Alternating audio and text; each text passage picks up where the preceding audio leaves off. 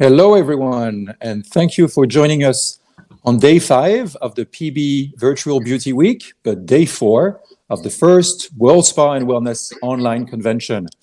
Yesterday, we had our first Situation Room, part 1, about reset and restart, strategies to prepare your reopening. And today, we have part 2 with Maggie Dunphy, Director of Spa and Wellness Operations Americas at Hyatt in the USA, Anna Burstam, Senior Vice President, Wellness, Six Senses, currently based in Sweden, and Viara Tosheva, Wellness Consultant, based in Dubai, UAE. Of course, with us moderating is Mark Maloney, Managing Director of Professional Beauty, and I am also moderating, Jean-Guy de Gabriac, founder of the World Wellness Weekend. Without further ado, because we have exactly 43 minutes to go in this panel, packed with information, insights, and business advice, Mark, I'll let you have the first question.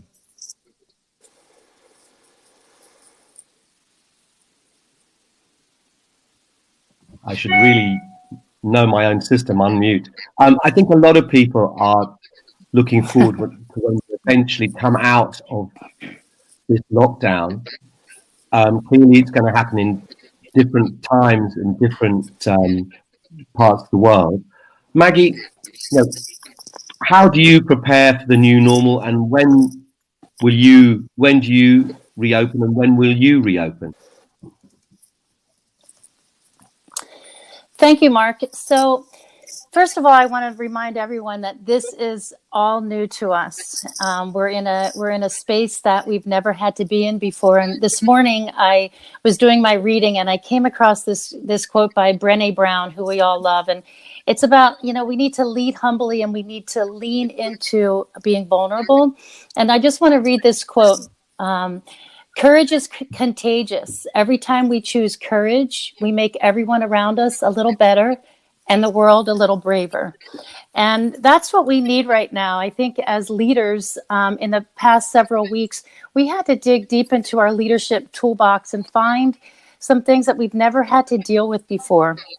And the same thing is going to happen when we open our doors. It's going to be uncharted territory.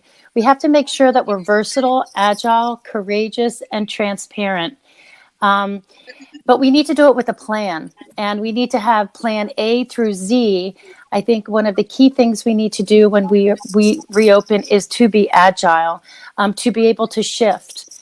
A couple of things that really resonated with me is, we're so used to doing things really fast and wanting to see results. Well, we're going to have to try these new things. We're going to have to pause. We're going to have to listen a little bit more because we're really going to need to respond to the needs of our colleagues, guests, and our shareholders, which could be a little bit different than how we've done it in the past. I think most importantly, as leaders, we need to be more empathetic and aware, and we need to lead with integrity, clarity, encouragement, and our communication really, really, really needs to have the voice of hope. With Hyatt, we have, spas all over the globe. And the realistic way of looking at this is we need to see where the world has landed and determine how we and our properties weave the spa and wellness offerings into this new normal. And it really will be different everywhere.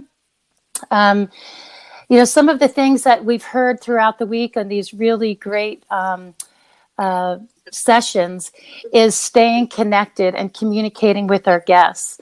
I think if we look prior to this whole pandemic happening, all of the seeds we planted and the time we took to be true and honest and transparent with our guests, that's going to really come across in a positive way, because those people, if we continue to communicate and stay connected with them, they will trust and they will have an allegiance to us and our properties. I was happy to read an article this week from Travel Weekly, and Adam Sachs, who's the president of the Tourism Economics Analytics Group, predicted that the fallout from the virus will be 6 times more damaging from that of 9/11, which is alarming. But he also believes that there will be a strong and fast recovery, particularly from the luxury sector. So I think that's some great news to hear when we're not hearing a whole lot of that right now. A couple more things I just want to touch on. In the past, the indicators of spa goers was, do they have time or money? Now we have a new normal. When we talk about money, people are going to be asking, how much do I have to spend? On the programming, we need to re-engineer our menus and make sure that we have intentional programming that focuses on self-love and care and reconnecting, boosting our immunity, and really getting in touch with what we have lost in the last several months. I think it's also a great time to reimagine our spaces. We may have taken for granted in some of our properties that we just have a steam jacuzzi and sauna. Well, we can take these spaces and create social and healing spaces from these. And I think it'll allow not only our teams, but the people that are coming into our spaces to look at our amenities in a whole new way. And I'll just finish by saying, prior to the pandemic, again, we were so excited in our wellness industry that we had a $4.7 trillion industry that was continuing to grow and grow. We now have to do a paradigm shift because there was a reason why prior to this that this was happening, because the world needs us. The world is looking at us now more than ever to answer their questions, to get reconnected and to heal. So when these quarantines are over and people start going out again, we need to be ready for it. We need to look at the timing that we're opening our spaces. And I will guarantee you what will be really busy, and I can attest for it ourselves, is our salons will be incredibly busy. And I would recommend getting hair color ordered before the world runs out of it. So that's kind of where I'm coming from. And when in our warm-up conversation, sorry to cut across you, in our warm-up conversation, you said that already in place for reopening, and when that happened, could you share some of those ideas and plans with us as much as you're able? Absolutely. So what we did with Hyatt when we were doing our suspension plans, at the same time we started what we called our restart toolkit for our spa and fitness operations, because we really needed to make sure on the operational side that we opened our doors and we were ready. Well, I think one of our biggest challenges is going to be rehiring our staff and seeing who's still around. Some people may have had to find, either move or find other things to do. So it's the staffing. It's also reestablishing our software and reservation systems, making sure everything gets reconnected from our processors to our printers. The marketing and promotion sides, we have some plans in place, making sure that we're communicating prior to opening, looking at the digital activity that was planned prior to this and seeing if it still makes sense or shifting to that. And of course, on the engineering side is making sure that all of our systems that have been shut down are ready to go. So it's really a checklist, almost like a pre-opening checklist that we put together. And, I will be transparent and honest. The reason we did this is I'm actually on furlough myself. And so when it comes time to reopen our 60 plus spas in the Americas, we needed to have this plan in place so we can support all those that need it. I think a lot of people just hearing that will obviously hopefully wish you very well. But I think a lot of people feel it's the bosses have been sitting back in their ivory or golden chairs, and whilst the boys and girls are bearing the brunt of it. So in a strange way, for some, that your statement will be shocking and motivating. We all obviously, and you were saying also that a number of your fellow senior executives across the Americas had also been furloughed. Yes, absolutely. And is that right? What's been really great is, is, you know, I read an article in the New York Times that was talking about how scientists right now are for the first time, it's not about who's going to get the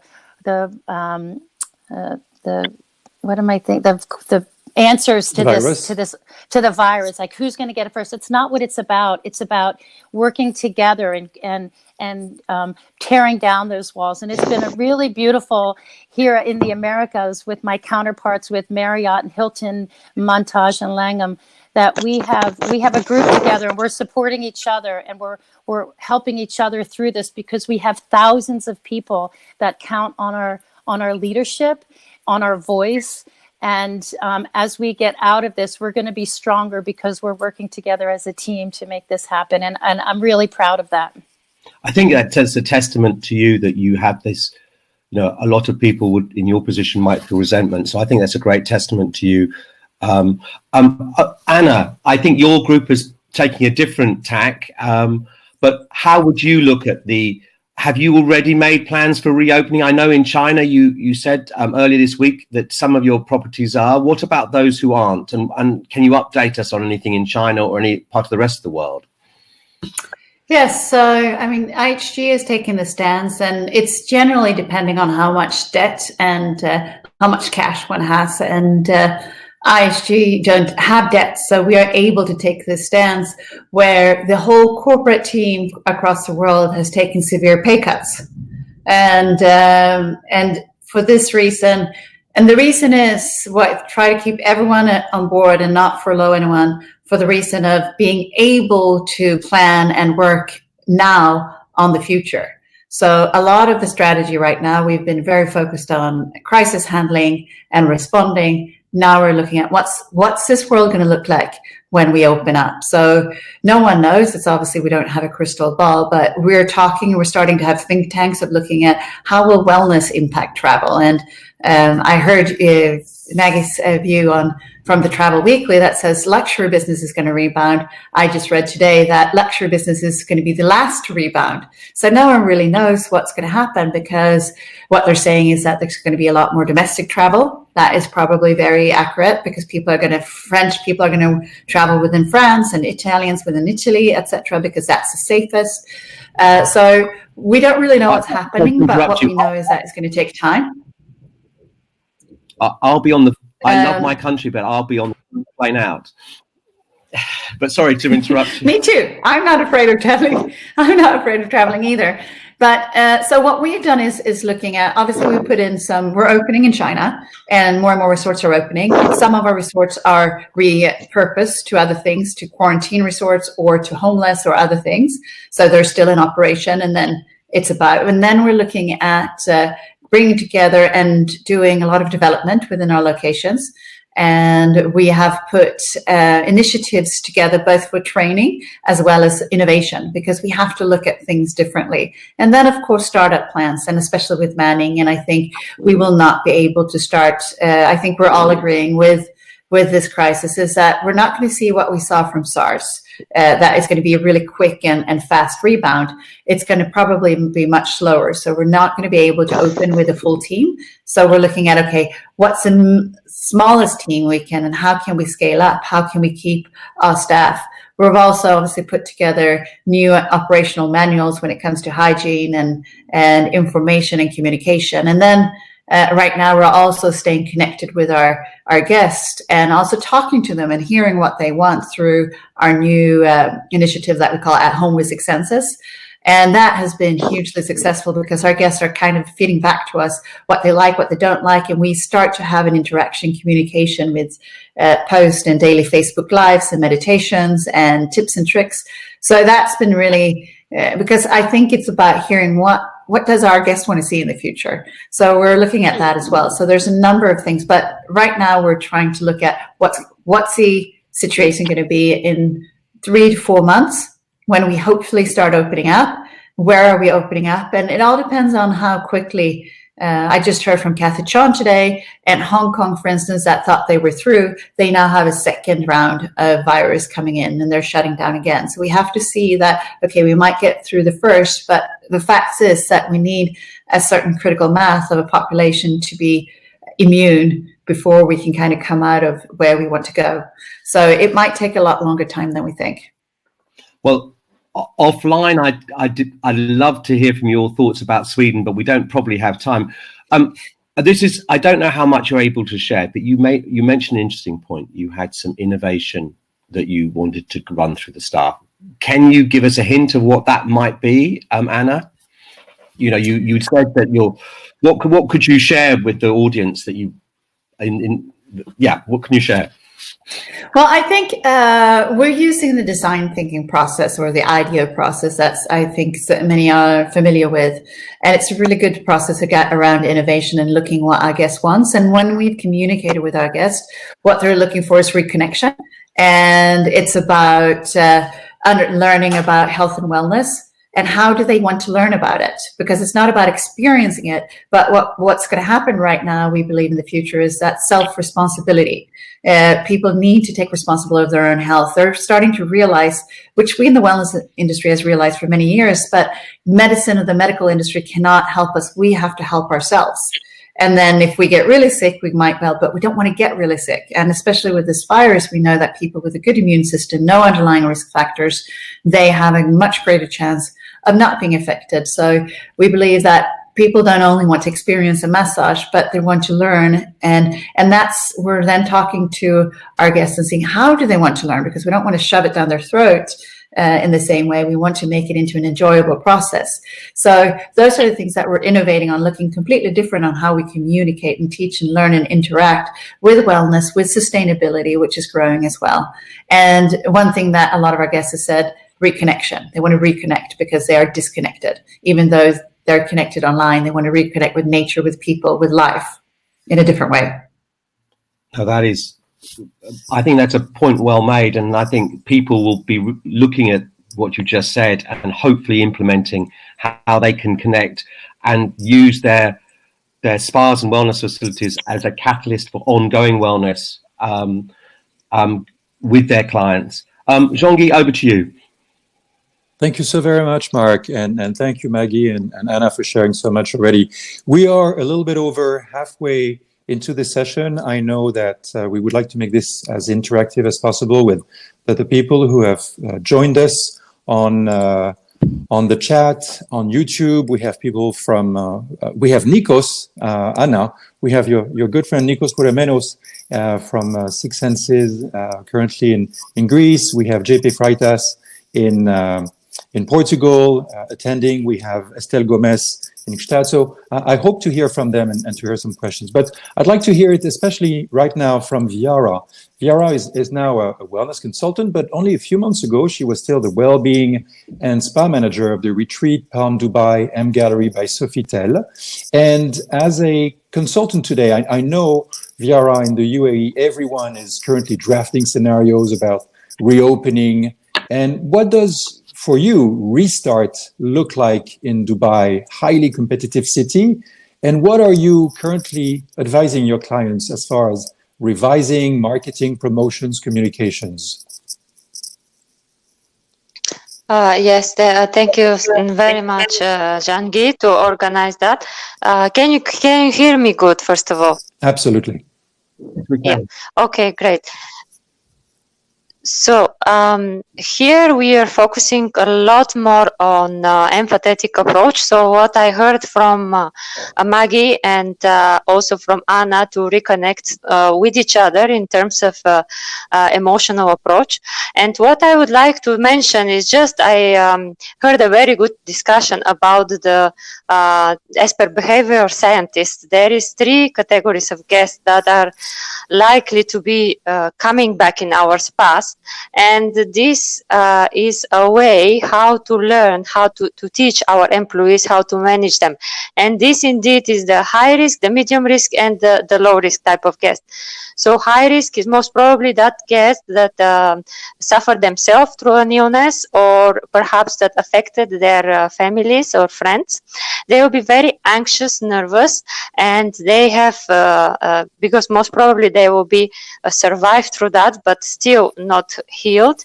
And then we have to look at them as someone that will need to see our sanitizing rules, policies, procedures in place, and they will be very observant of how we follow that. So we have to make sure that we have all that collateral, signing sheets, visual boards, and everything ready and handy for them in order to ensure them that we keep the best health and well-being in our centers and in terms of our employee education. Number two is the medium type of guest, which is very curious. So they will be not likely to request your written policies, but they will be the readers and the scientists. They will read and study a lot on the background. So most of the time they will request how you do that, what is your policies and procedures, and how you ensure that the well-being of the place. And also they will prefer some natural choices. So they will always look into sustainability, as Anna mentioned, and also you have to be prepared to have that always now. It's a must to have that bio-ecological and natural products and retail. And the low type risk of guests, they will be acting as if nothing happened. And then there will be flow in, they will be the first one to come back to you. But very important is to remember also to recognize them, not take them for granted, and also to open the door by welcome back, perhaps a gift voucher or experience or a postcard or anything that you help, they help you also later on to rebuild and to reopen your center, and to through their ambassadorships, through becoming your loyal ambassadors. Another tip here is very good, very important to remember that guests will be very anxious and nervous, first of all. So when we reopen, we have to be much more than them, caring, loving, and attentive. And here comes a lot of emotional intelligence in place. So we have to educate our leaders and ourselves as well in that much more than ever. We have to also take care of prioritizing the volume versus high price tickets, because most of the time people will be asking themselves, can I afford that treatment, maybe feeling guilty of allowing themselves that treatment, and or shall I secure and buy for my families and household. So there you have to be much more open and have a bit of lower pricing for them. Another strategy is to create the yielding and to invite in that less busy timings with lower rates your sensitive guests, which will be always anxious, looking around, checking who is here, who is there, maybe I will get affected, and have that personal space for them. And another tip that I would like to mention is as well the tiers of pricing. So have the low to high options, and always when you have to remember also that when you want to push the average rate, so always think on something that you add on the top of that. So as a therapy product, gift voucher, on anything like that, and don't be concerned that much of your profitability at first, but the loyalty that you are dragging in again back to your business. One quick question before Mark takes our panelists to the next question. Maggie, yesterday, Andrew and especially Amanda were very thoughtful or strategic about the right moment to reopen. Everyone's waiting to reopen. Everyone is anxious and looking forward to reopening, to again servicing clients and having revenues flow back again with retail or with services. However, Amanda mentioned maybe reopening right away is not the best idea, because the pickup of the growth could be really, really slow or slower than expected. What is your thoughts on this as you are preparing your restart plan for Hyatt in the Americas? Well, thank you, Shunki. I think it really depends on location and the type of spa, the clientele prior to closing, to really looking at the demographic. And what I mean by that is, if it's a spa that was in an area where 30, 40, 50% of the guests that were using the spa was the local community, there may be an opportunity there that the spa opens at the same time as there's a need for it. I think ultimately it's really important that we look at our stakeholders, our owners, who right now are in dire straits, and we need to make sure the plans we have in place, the financial models that we're using, are at least showing a break even, and that we're not losing revenues from the start. I also think that, again, with Hyatt, I'm talking resort and hotel properties. I believe that when our hotel doors open, our fitness center doors will open as well. And I think there's an opportunity to, if it is separate spaces, to, well, one, of course, the cleanliness side of it and the new protocols on the fitness side. But I think there's opportunities for spa to merge into the fitness space. For instance, stretching and bringing massage table, portable tables into the yoga studios, and being able to do to bring spa into that space instead of fitness going into the spa, if the plan is to not open the spas at the same time as the rest of the property. So I really believe that it's situational, but that timing is really key. Thank you so much, Mark. Back at you, and then maybe we'll take a question from Marisa on YouTube. On YouTube. No, an issue we haven't really discussed is: do you think there'll be a change in spa guest behaviour when we come back? Viara, what's your take on that? Yes, so this is the exactly this is what I mentioned. So this is the type of guest that we will be coming to us. We will be much more anxious and nervous. So there is approach that we need to take much more on emotional level. So it's no longer, I have to be a scientifically educated on KPIs and budget and forecasting in order to be a spa manager or spa therapist. I have to go now in the humanistic side. So I have to be much more concerned and much more empathetic, as also earlier Maggie mentioned. So I have to be, as much as they are nervous, anxious and worried, and as much as they also try to make it up for a living, and then they compromise this high earned dollar for spa treatment. So as much I have to be more loving and understanding, and also offer them different strategies. Because if you think about that, so now I would have a chance maybe to buy something for my family, or perhaps to go to do let's say, as Maggie mentioned, so if I put the bed into the fitness, so perhaps I can create a lower rate of treatment that I can accommodate higher volume of guests. So we have to be really flexible, agile, and we have to think fast and learn fast. It's very important for us not to be stuck in the same place. If we see that something is not working, we change it, or is not bringing us at least, let's say, the break even, because this will be also our call to make. We have to make money. But at least if we see that something is not working, we change it fast. It's really how we look at this is at our new opening of business. Be agile, be brave, and in the same time communicate with other leaders around you, because it's very important that you create that mastermind groups. We are not alone in this. Everybody is in the same boat, and be open to communicate with other leaders in the industry and with your guests, because the beauty of communicating with your guests is most of the time they will give you problems. And with these problems, you create your solutions, meaning you create your profitable treatments and services. So be smart to listen and to create out of that. So for example, I don't have money for my 60-minute spa. What can I do for you? Perhaps I can bring a stretching bed in the fitness, or I could do something that is tailor-made for you and still benefit and still achieve the same benefits that you would like to come to my center or to my business for. Thank you so much, Viara.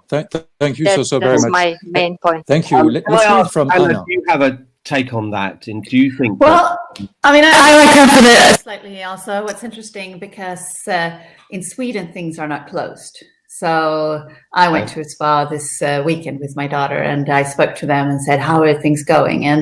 And what they said is that feet and nail and hair services are as busy as ever, but massage is down. So I do believe that that's happened, but they're still offering massage. I mean, Sweden is a bit different. Gyms are open and bars and restaurants, so we're handling this slightly different.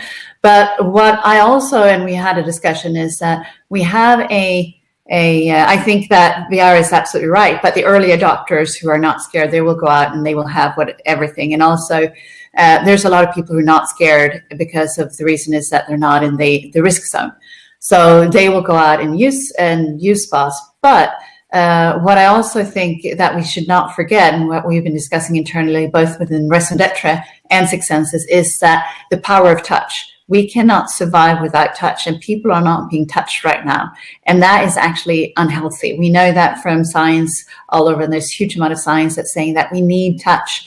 So I also think that once this is over, when we're truly through, I think massage will be booming, because we get sick when we're not touched. It's just this, and we have a lot of people living alone, which are not in families right now, and being crucially alone. So I think that's one thing that we're going to see, that it's going to be first beauty, hand, feet, but then we're going to go up to a bit more. And also another tip for people who have salons and those things, I just want to say, because in Sweden, once you open up in other countries, what hairdressers and manicurists and saloon workers are doing is that they're actually doing home visits to people. So they're going, instead of the people needing to come to them, if they're scared, they can go to them and give them a haircut or a manicure or a pedicure. So it's just something to think about, that's another way to work it as it's opening up and being creative. Thank you, Anna. Maggie, please, an idea from the US. I just wanted to add one thing, and really great comments. But one thing we may want to look at is our protocols on massage. You're fading out, Maggie. What's that? I'm sorry. No, go ahead, Maggie. Go ahead. We lost you for a second, but then you're good. Is to look at our massage protocol, and for those that may be a little scared, is to do the whole massage in the prone, and we can work the whole body without them needing to be, with them face down, which feels a little bit safer. So I think that, again, it's looking at how we've done things in the past, looking at perhaps what's keeping people from coming in, and just re-looking at it that way. So I just wanted to add that. Thank you so very much. We have a good point from Marisa on YouTube that says, how do we reassure guests that our therapists and staff are virus-free and have clean bin of health? I'm sure consumers, she says, will be concerned about that. Anna, is it something that you have reinstated as you reopen some resorts and spas in China? And Maggie, you will be next on how you feel you could, in your restart plan, maybe next to the certificates and diplomas of the team, you can also have, check. But first to you, Anna. No, sorry. Just as I started speaking, I was starting coughing. Oh my God, I got something in my throat. No, I'm not coughing with that. Okay. Even when you sneeze, you get bad conscious nowadays. But I think that there is, unless a test comes out, basically, where you can immediately get a result if you have antibodies or not, which they're working on, there's no way you can safeguard that someone doesn't have the virus or not. I think that, but in the future, it's just as we're doing right now, if you feel any of the symptoms, don't come into work until we have kind of come over the hump of the virus. It's just how that has to be. Same with the guests. We have to ask them if you have any symptoms, take self-responsibility. It has to be a bit of self-responsibility. But there's no way we can safeguard it forever. And the question is if we're going to live with this virus in that way forever as well, because as we hopefully get immunity, we are also looking at a different reality for us, so that if you've had the virus, you will not transmitting any virus in the future. How about risk management? Because I know big companies like IHG or Hyatt will also want to be risk adverse, saying, we don't want a client to say, look, I've been isolated. I really wanted to have that massage, went, received it, and now I'm checking positive or I'm coughing at home. How can you protect yourself from liability? Maggie, and then back to Anna. Again, at this juncture, we're all learning. It'll be interesting to see as risk management, again, with Hyatt, they've been dealing with this globally with China and Europe. But at this, I mean, I personally would love to make sure that we could test our colleagues to see if they have a fever prior to coming to work. But even before this pandemic, I think we've always had to be smart with our teams and say, if you're not feeling well, don't come into work.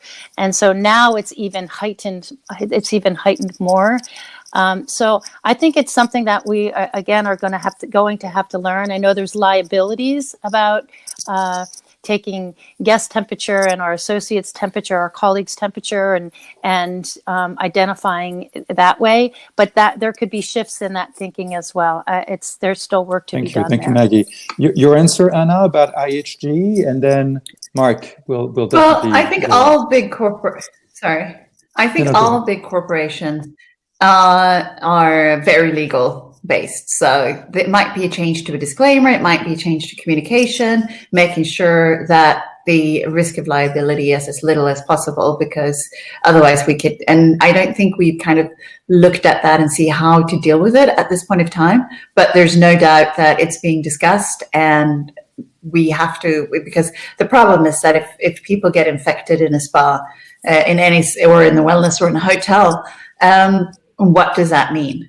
And what in liability? So that's something that is being discussed. But as Maggie says, there hasn't been any conclusion coming out of that yet, but it will be. And it will be addressed, and most likely in various disclaimers and other things that we generally do. Thank you very much. Mark, back to you. Moving on, another one for you, Anna, and then Maggie. In regard to program that you offer, the pricing and availability, has the crisis made you think again about how your spas can be more accessible to your communities and others that might need the wellness benefits that you provide?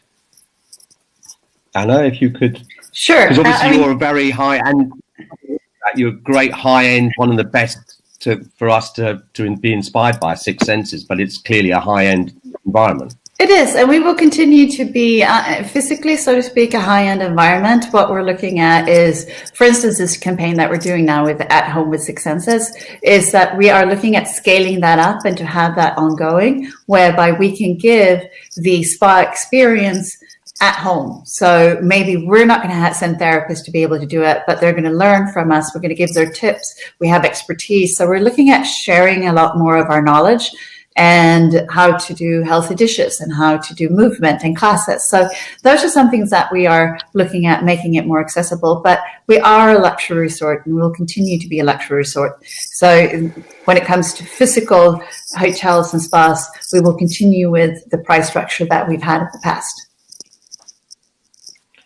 Maggie, any take from you and your group on that? Yes, absolutely. I think that as we're talking about, domestic travel is going to be our key components, and I think we need to be looking at our local communities as our new best customers. Some of the things that actually a suggestion that a peer of mine that is not a Hyatt property, but they're looking at opening days and getting rid of all the pricing and saying pay what you can, and having days of gratitude to open the door and and do some of the services, not the whole menu.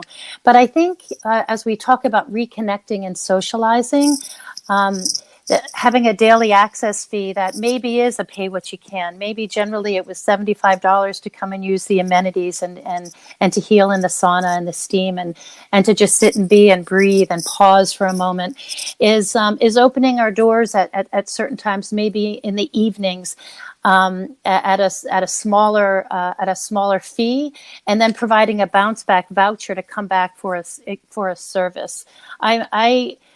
the whole discounting thing, I'm about value add. I think we have to maintain the integrity of our pricing and who we are as a business. But I think that there is an opportunity now to be more dynamic in that, so more people can walk through our doors and experience the wellness and healing and the touching that they need. We've had actually a couple of questions on our YouTube chat that people have asked, well, in various ways, shall we reduce our prices? So you actually touched on, Maggie, pay what you can was a gesture.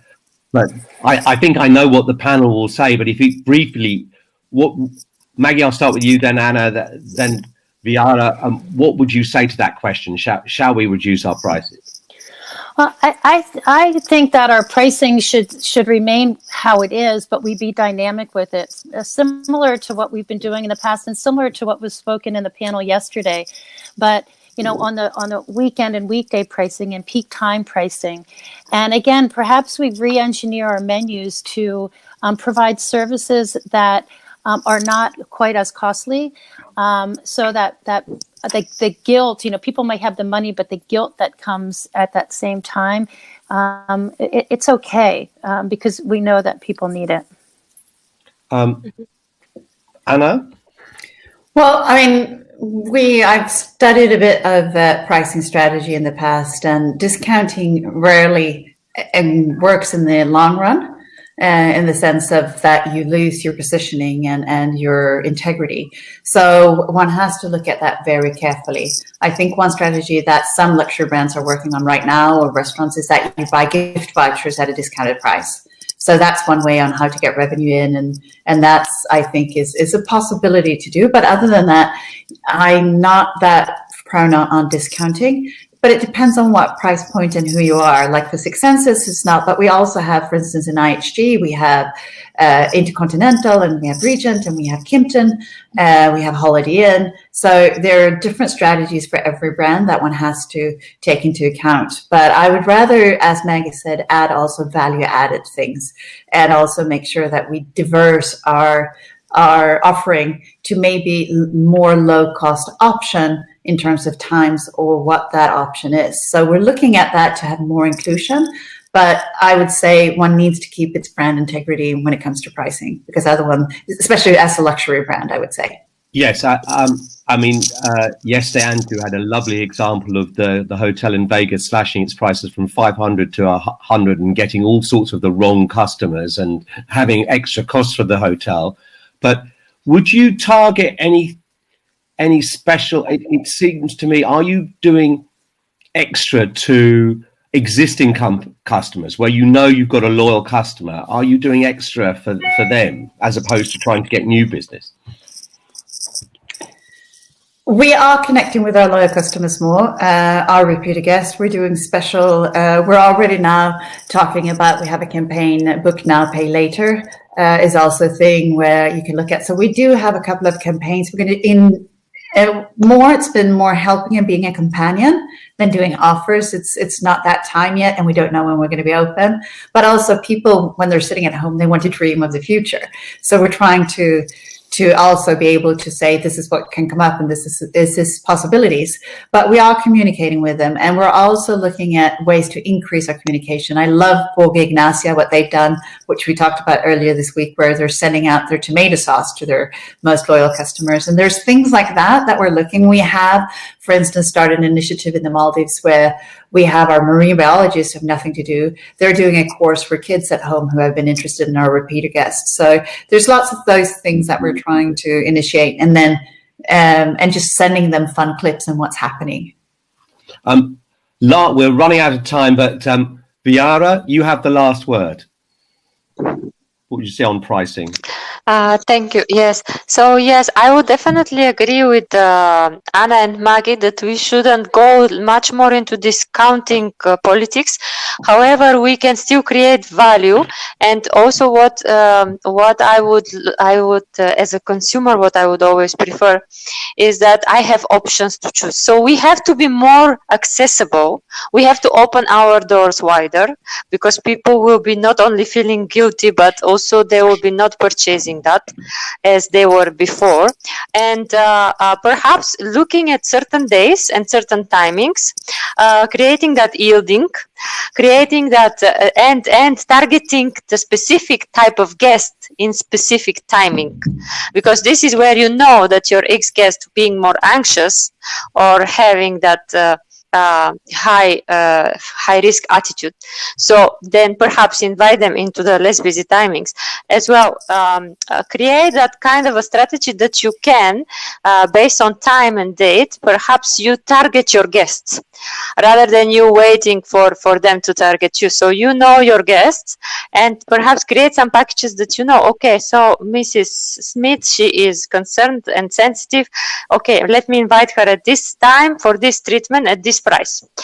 And also start with your loyal guests. I mean, this is something that we all know. So start with your loyal guests and see, perhaps do a survey, how they will react. So how they will also, what they would change now, how they feel about the pricing that you have, and what feedback they will give you.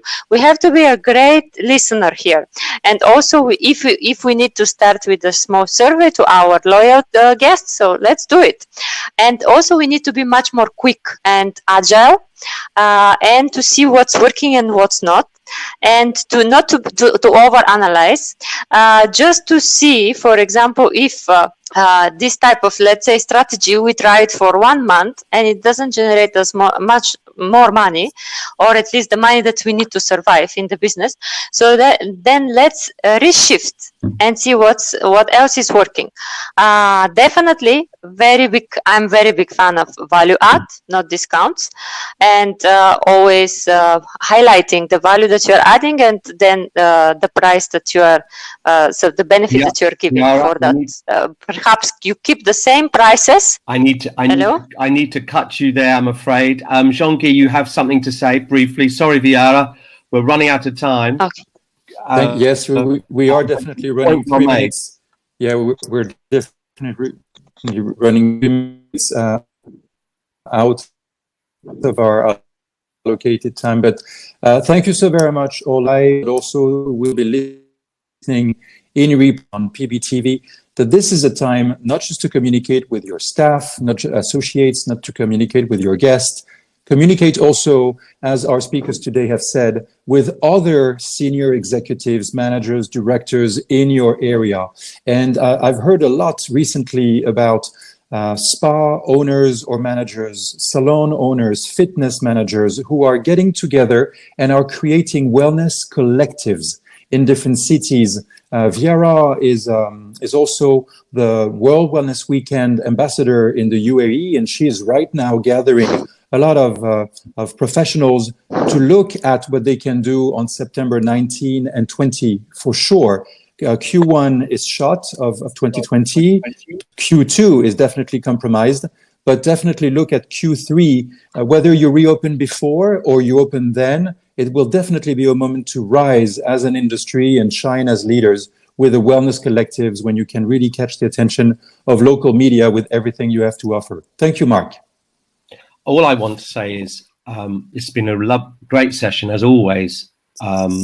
We've run out of time, which is, I suppose, is a good thing. Maggie Dunphy, Anna Berstrom, Viara Tosheva, and of course, Jean-Guy de Gabriac. Thank you very much, really, for your time and insight. I hope to pester you again in the coming months, and thank you for sharing. Looking forward to it. We like pestering. Thank you. Thank you. Thank you. Thank you. Bye-bye. À bientôt. Bye.